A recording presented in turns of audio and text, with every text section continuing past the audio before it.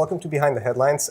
2016 gave us many occasions where we wished to escape, and so we're happy to have with us our film critic, Peter Canavese, who also reviews movies for Groucho Review, to talk about his best and worst movies of the year.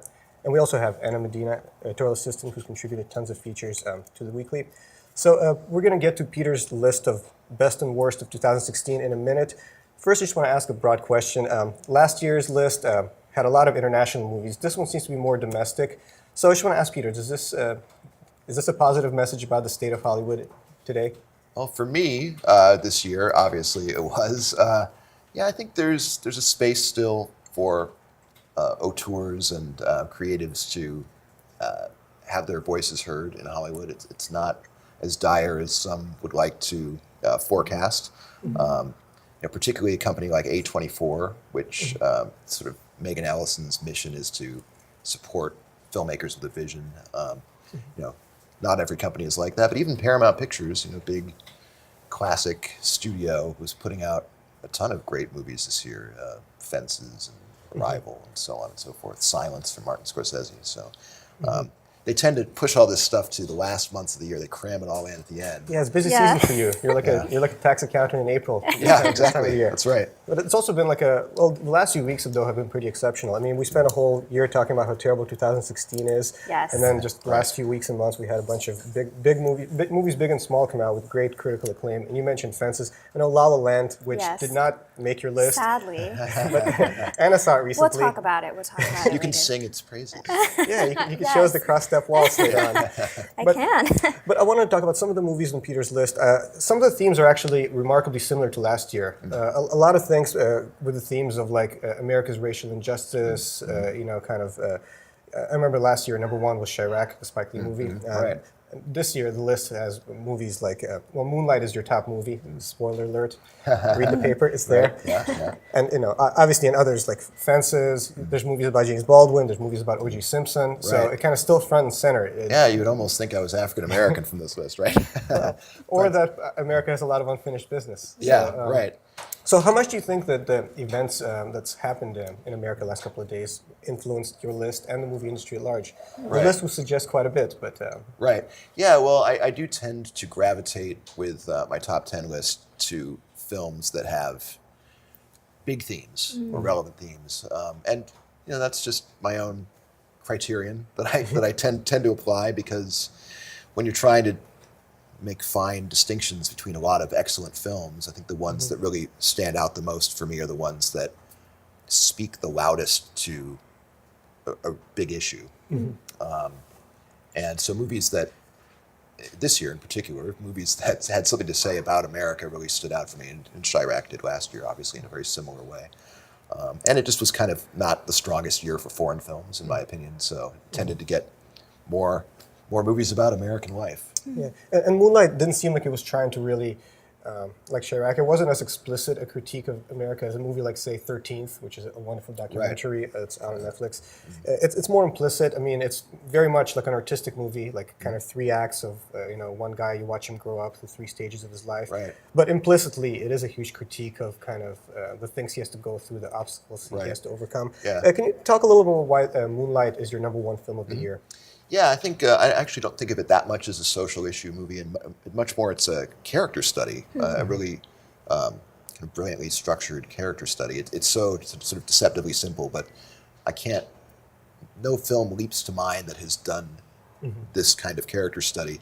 Oftentimes you'll have a movie where it starts out with a short sequence where the main character's a kid, and then it gives the lion's share of the movie over to the adult self, or even sometimes, the kid and the teenager, and then most of the movie's the adult. But here there's 3 acts that are the same length, giving equal weight to each of these periods in his life. And it's a different actor playing him in each phase. Yeah. And yet the social dynamics, though, are full display, because when you see the background he comes from, I mean, it says a lot about, America. I mean, the deck is pretty stacked against him. Right. So I feel like there's been quite a few movies this year about kind of people at a crisis point, whether for societal reasons or personal tragedy. We have one of your runner-ups is Manchester by the Sea, which is also remarkable. It's one of the few great movies that, in my mind, did not address the racial issues, but it still has this kind of tension that, like, the main character who has to deal with all these unexpected tragedies. And But some of the other movies on your list, I know Anna saw this recently also. Yeah. You give Arrival the number 2 nod. I'm going to ask you why that is, and I'm going to try to. I want to get Anna's take on that movie as well. Sure, yeah. Well, Arrival is one of those movies that, well, it caught me off guard. With critics, of course, we get to see them a little earlier, and so there wasn't that much out there about the movie when I saw it. And it looked to me like it was going to be something more akin to Independence Day or something, right? A science fiction movie with maybe action to it and with intrigue about it. There is intrigue about what do the aliens have in mind, these aliens who arrive in the movie. But really it's more of a personal drama about Amy Adams' character, this linguist. And it's really a philosophical movie in my mind about what we live for and how we view our lives and the choices that we make. I liked how thoughtful it was. Yeah. What did you think, Anna? I agree. It was a very thoughtful movie. There were a lot of big themes, time and memory and language and science and language and the interplay there. But I think I just guessed the whole premise kind of early in the movie. There's a little bit of a twist to it, right? There is, and I had heard that, so I knew there was a twist coming. And when I watch movies, I kind of try to guess what's going to happen.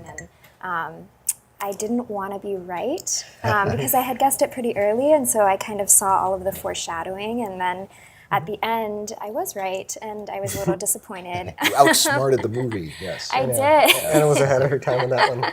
I guess. But no, it was a really thoughtful movie, and I appreciate that it makes you think about these really deep issues. Yeah, and I also thought it was very important. And I like the way it showcased the delicacy of international diplomacy, which is becoming more and more topical with every tweet that comes out of our president-elect. Yeah. And so it shows. It's a lot of the premise is about countries working together to resolve a common threat. I don't know if there's any. Yeah. Yeah, there's a sort of science fiction Bay of Pigs scenario. But you could apply this kind of thing in addition to the themes you mentioned, the nature of language, how it shapes your thinking. There's also kind of, I feel like almost an allusion to things like global warming, something that's looming that countries need to work together and the difficulty of doing that. Yeah. But it's on my list, probably not as high up, mostly because of Amy Adams, who I think is just incredible in everything. She had a good year. She was also very good in Nocturnal Animals. I have not seen that one, but I rarely see Amy Adams not being excellent. Yeah. And speaking of excellent acting, Fences. Yeah. Oh my God, that's my favorite movie this year. I haven't seen it, so. But I think in your review of Fences, I think you wisely kind of compared it to the Stanley Kowalski kind of Willy Loman, the character of Troy Maxon. And I think this to me struck the same chord as kind of like the original Streetcar Named Desire, where you have a director, or a screenwriter in this case, August Wilson, because Denzel directed this as well, and an actor kind of enhancing each other to such a great extent, almost like Tennessee Williams or Marlon Brando. And there's times in Fences where you see Denzel Washington give a monologue where he takes on this manic pitch that I haven't seen almost since Robin Williams, where he goes through so many different moods. But I'm curious, what struck a chord for you with Fences? Because you ranked it third on your list. Right. Well, a lot of critics are very skeptical of films that are based on plays because they're ready to attack it for being stagey. And I don't have that problem generally, maybe because I love the theater so much, but I think this movie doesn't play particularly stagey. It is very theatrical in the sense that it's wall-to-wall talk, but it's such great, rich dialogue. And the whole point of it is that this character is larger than life. They talk about him being so big. His wife says he's so big, this man. The acting, like you say, these performances were honed on the stage, and yet they were calibrated very well for film. They never seemed overplayed on film, which can be a real pitfall for actors who are translating their performances from the stage to screen. It's pretty amazing to watch Denzel Washington and Viola Davis maintain this kind of emotional intensity through almost every dialogue for more than 2 hours. For a movie that's mostly dialogue, it's kind of it's pretty amazing how enthralling it could be for such a long period of time. Right. Yeah. And it's not a short film particularly, but it's pretty engaging. Yeah, and a movie that did not make your list, La La Land. I'm really curious. You mentioned escape at the beginning. The seat's feeling a little hot here. Oh. But I'm yes, just really curious to know why it did not make. Right. Yes. Anna's a fan of La La Land. I Right? am. Yeah. Full disclosure. Well, I'm not a fan. I liked La La Land. Okay. For me, it's a good solid 3-star movie at least. I never Okay. actually rated it, but somewhere in there, 3.5. Oh, that's a good rating from Peter Canavese. Yeah, for me, for the grouch. But I didn't dislike it. I didn't love it. It didn't sweep me away. Probably because it's doing this kind of postmodern musical thing, which has already been done many times. Sure. And even we were talking actually off camera earlier about Woody Allen's "Everyone Says I Love You," and there's a scene in that where Woody Allen and Goldie Hawn are dancing along the Seine, and they kind of lift off into the air. And there's a scene in La La Land that does the same thing Right. in an observatory. I just sort of felt like it wasn't as fresh, maybe, as some people are giving it credit for. Yeah. Everyone Says I Love You was very like self-aware though of itself as like a musical. It was Yes. almost like a mock musical.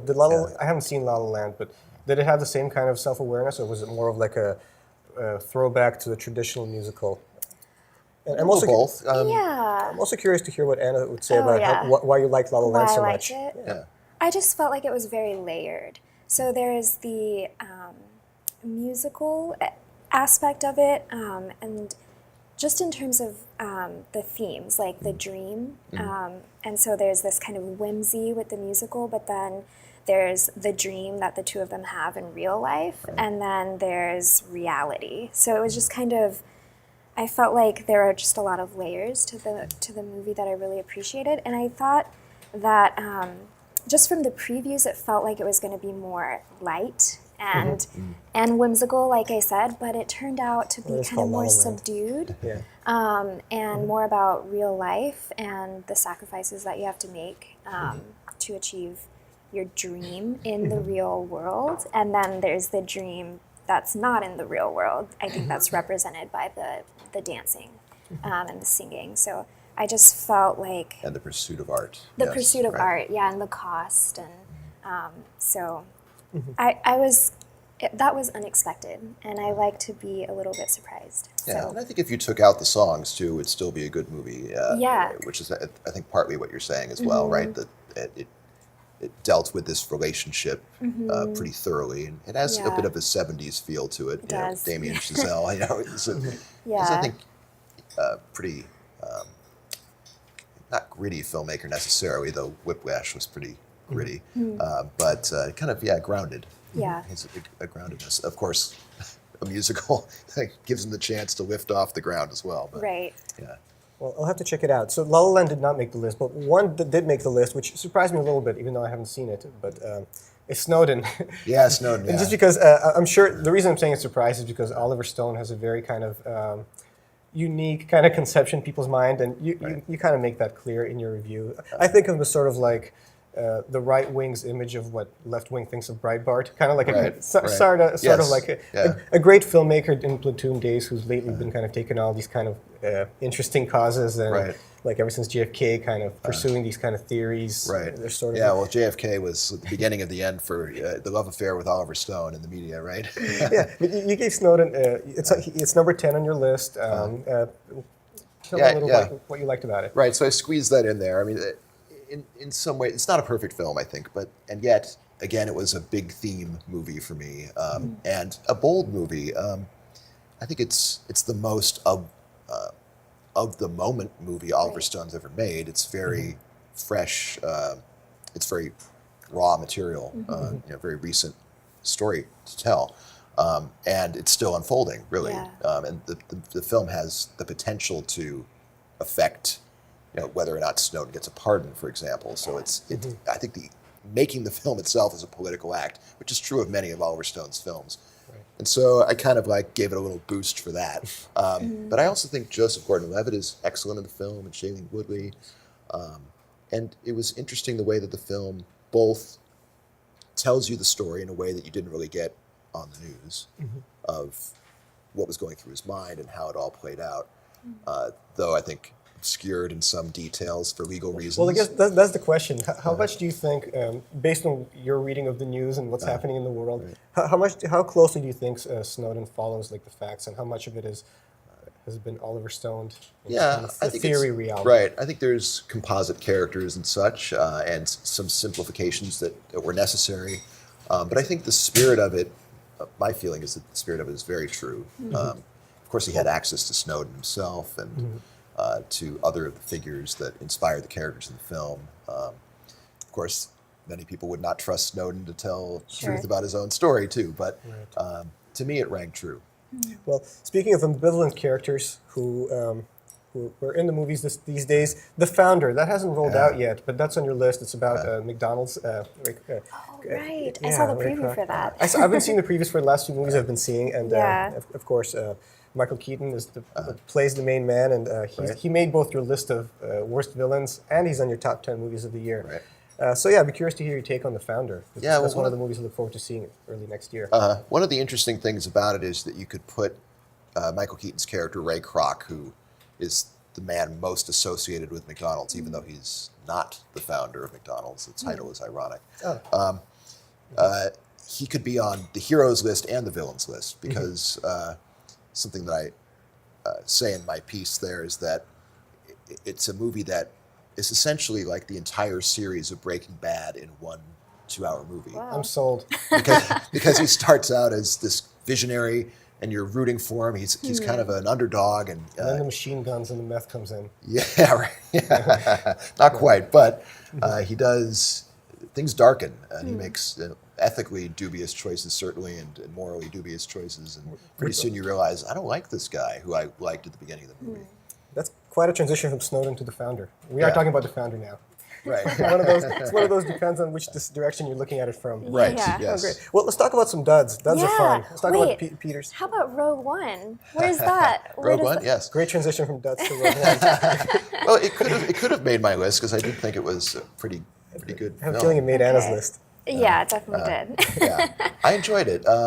My beef with Rogue One, what would kind of keep it from making my list, was that I wished the characters were a bit more rounded, and that I felt more of an emotional connection to the characters. They felt a little boilerplate for the story. Yeah. But for Star Wars fans, certainly there's no doubt that it delivers with the action, special effects, and I liked it more than The Force Awakens, because I think a Star Wars movie, it's incumbent upon a Star Wars movie to show you things you haven't seen before. Right. And The Force Awakens was all about hammering the nostalgia and showing you all the things you've seen before. Yeah. So yeah, I like the creativity of it and the production design. So it seemed a little fresher to you than the previous. What did you think, Anna? I thought it was great. I really liked the casting. I liked the diversity represented in the casting and even in the extras. And I really enjoyed Diego Luna's character. And I enjoyed the depiction of the two Asian characters. And one played by Donnie Yen, who's a legend Yeah, in martial arts cinema. I just thought that those characters were very nuanced and interesting, and I would agree with they weren't the most. They didn't have the most depth, I guess, in terms of characters in general. So I would agree with that. But they had a lot of things to take care of plot-wise. In the movie, I guess. I did think that it provided a nice setup for the series. Yeah. Kind of showed you what the cost was and kind of set up the rest of it pretty nicely. So to clarify, before we get like hate mail, this was not one of the duds. No, we just sneaked This that one wasn't in. one of the duds. We snuck it in before the transition to Yeah. duds. But I do want to ask Peter about some of his duds, because when I was watching Why Him, the first, which is not on the dud list, Right, but no. the thought that comes to mind is like, when was It's the on last? your dud list. Yeah, it's like I was thinking like, how can the whole be so much less than the sum of its parts? Like, I mean, you have Bryan Cranston, Right. okay, James Franco, but it was just kind of Right. like so run of the mill. And I see your number 5 is Demolition, and I'm just amazed that you have a movie with Jake Gyllenhaal, Naomi Watts, and Chris Cooper. Yeah. And it ended up being so bad. Yeah, well, happened? Run of the Mill is not enough to make my worst list. You have to see a lot more bad movies in order to understand why these 5 are on here. But So Why Him escape that, because yeah. you were actually fairly generous. But, right, Yeah, Demolition. Yeah, Demolition. boy, I mean, I have a real allergic reaction to movies like this, and my number one worst movie that are these kind of like Hallmark card movies with platitudes and very kind of pandering and simplistic, and sort of like sickly sweet, and thinking they're funny when they're not, and all that kind of stuff. And oftentimes they have cute kids in them, and they have quirky romances and stuff. But they'll be dealing with really heavy, dark, serious themes, but they'll kind of like play it like, oh, it's all really fun and a joke. This is what hurts. We have Donnie Darko, Mulholland Drive, Right. like American Beauty people Yeah. taking part in what you just described. Yeah, I know. Yeah, Yeah, I think hurts. I think I say in the piece something That like, hurts. "You guys read the script, so it's on you for being in this Extra movie." money for Christmas presents? I don't know. Yeah, I mean, some of these aren't surprises. Big Fat Greek Wedding 2. I mean, I anything didn't with see it. I didn't see these worst movies. although the audience that I saw it with, they were rolling in the aisles. They loved Really? it. Yeah. Did but you see it with the critics? I saw it. Well, no, I saw it with critics and with like kind with- of a general okay. public, invited folk. Some people just like to be tickled. Yeah. Right. Oh yeah, transition. hey. That is the There's a weirdest movie movie called preview I've seen. Right. Yeah. Yeah, wait until you finish watching Thank this. you. Then you can go YouTube that trailer yeah. for Tickled. I must say, Very strange. thank you, super producer Doug, for making me see this trailer every day. That is a crazy looking movie that I'm going to see next year. And it's made your top documentaries. Right. I jokingly refer to it as the spotlight of 2016-17, a movie about journalism. Yeah. Except the journalist here is not chasing like a big kind of sexual scandal in the church. He's finding like a secret community of Right. of ticklers. Yeah, like a competitive cult. ticklers. It's all the president's itself. men of competitive tickling. So how weird was that movie? It's on Very your list. weird. Very weird. And that's why it's on my list. Because I It's just- noticed 13th isn't on it, but Tickled is. Right, that's true. Yeah. Well, I did sort of like overdose on movies about civil rights. Okay, fair enough. I like 13th, but it didn't wow me as much as the other ones on here. But yeah, Tickled is very strange, and that's what's great about it. It's such a unique story. You'll never see another documentary like it. This New Zealand journalist who just really goes down a rabbit hole. It's that kind of a movie. And it kind of becomes a story about him getting the story and the pushback he Right. gets. Yeah. And generally, I don't love documentaries where the filmmaker is part of the story because they tend to be sort of indulgent. But Morgan Spurlock gaining weight. right. But in this case, he's inextricable from the story because he starts to investigate it. Then suddenly he's being attacked by the people he's investigating. That's the beauty of rabbit holes. You never know where Yeah. you're going to end up. So that's great.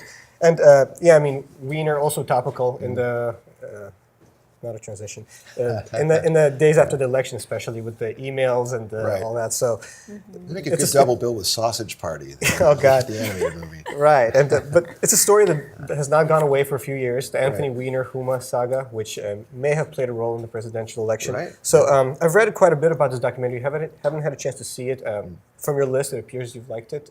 Yeah. So tell me a little more about the. Yeah, this is one of those Anthony cases Weiner. where, when you're a documentary filmmaker, you show up and you hope that the story will happen while your cameras are rolling, right? You never know how long you're going to have your cameras rolling. But they got access to his 2013 New York City mayoral campaign, and they were in the right place at the right time to catch him at peak crisis control, damage control. Carlos Danger. Yeah, At the his prime. sexting thing, just like it all came back up again. He'd already been through it once, and then he got slammed with it again, and all of that's unfolding. And you kind of just think, like, why would he invite a documentary film crew? He's got this hubris, right? Like that's his tragic flaw, He's got a reputation for not being able to hold it together for more Right. than a little while. right? And he's got this ego, right, that needs to be fed. He's got to be, on camera. And but yeah, it's pretty remarkable watching him squirm. And Audrey and Daisy is your top documentary of the year. What is that about? I actually haven't heard too much about it. Right. Yeah. Well, actually, there's a couple documentaries that are on my top 10 list, and these are kind of on my sort of like runner-up. Oh, I'm sorry. List. But, Okay. Oh, I but yeah, Audrey and Daisy, which is on Netflix now, is produced by Netflix. It actually has a local angle to it because a large portion of the film deals with a sexual assault scandal involving Saratoga High School students. Oh. And yeah, it's a pretty potent critique's not the word I'm looking for, but indictment of a lot of what goes on, the kind of seedy underbelly that people don't like to think is out there, but Is it about like nevertheless, social it's media and sexting? social and media, sexual bullying, assault and that kind of stuff? and yes, particularly sexual assault and sort of the enabling of that, and then what happens afterwards of the slut shaming and suicides. And yeah, it's dark material, but it's also, I think the film was sort of made in a style that was meant to speak to young people. So I think it's a movie that could potentially do a lot of good if young people watch it, to be more aware and more aware in the sense of we don't want to find ourselves in these situations either as perpetrators or as victims, and we also don't want to make matters worse on the sidelines. Well, it's certainly a topic that we've heard a lot about over the past year with everything happening with Stanford and Brock Turner. And Right. this is why I love Peter's list, because there's documentaries here and never even knew existed. And it's Right. available on Netflix. So 13th is hoping- my documentary of the year. Yeah. I'm Coffee hoping and people Daisy is will, definitely one I'll be watching. Clip and save this Palo Alto Weekly article Yeah. and put it up on their fridges so they remember what to Netflix and Yeah, Definitely. Well, I'll definitely be Netflixing it. So I want to put Anna on the spot. What is your Sure. favorite movie of the Whoa. year? Because we know what Peter's is. It's Moonlight. I mean, mine's I is think Fences. right It's your now turn. it's La La Land. I mean, the dancing, there's waltzing. I'm such a sucker for a waltz. So Cross foot waltz. cross step. Cross step. I'm not a waltz buff. So I really enjoyed that. What about the worst movie you've seen this year? And right. unless yours is already on the list, but if there's anything, I guess. Well, yeah, devoted Collateral readers of the Beauty. Weekly will probably guess. Collateral what Beauty. Collateral Beauty is indeed my worst of the year. Which you poetically described as chicken poop for the soul. Right, yeah. Perfect. Yeah, what more can I say? It's another one like the one we were talking about earlier, like Demolition, with great actors relegated to really crappy material. Yeah. Which is why him is probably on my list. Right. A lot of toilet humor, literally and figuratively. Even though there's some really hilarious bits with people like Keegan-Michael Key, who's always awesome. And Megan Mullally was she's really great in that. She's terrific. But it's precisely because there's so much talent and this is the best they could do with it. Right, It kind of hurt me. Anna, do you have a worst of the year? I don't know. I haven't seen a lot of Told you the you'd be on on the this worst list. So. Yeah, see, we're the ones that take the bullets. Oh, I'm on so the worst sorry. movies. Thank you for making a worst list so You're I the can Virgil avoid to our it. Dante. Yeah, he does this so we don't have to. Right. Well, before we sign off, I just want to ask Peter one thing. Looking ahead to 2017, what's on your radar? And I asked you this last year as well. Is there anything in particular you're looking forward to seeing this year? Either a specific movie or a theme? Well, the next Star Wars episode, right? Yes. That's next year. Oh my That's- goodness. Still looking forward to happening? that. It's still happening. And I think that'll probably be Carrie Fisher's last screen role Yeah. as well. So I think that'll be extra emotional for fans. So that leaps to mind. And then I think maybe Justice League comes in next year. There's a Yeah. lot of like kind of big geek Comic-Con sort of. Totally gonna See, fangirl. before you knock Peter for being too highbrow with the top Right. list, I like the skip to superheroes. this part. Yeah. Yeah. Well, cool. Well, I think that's all the time we have for today. I just want to thank Peter and Anna for joining me. And if you want to check out more of Peter's picks, check out the weekly print edition or look at paloaltoonline.com. And also check us out on Twitter at Palo Alto Weekly. And that's all for this week. Thank you.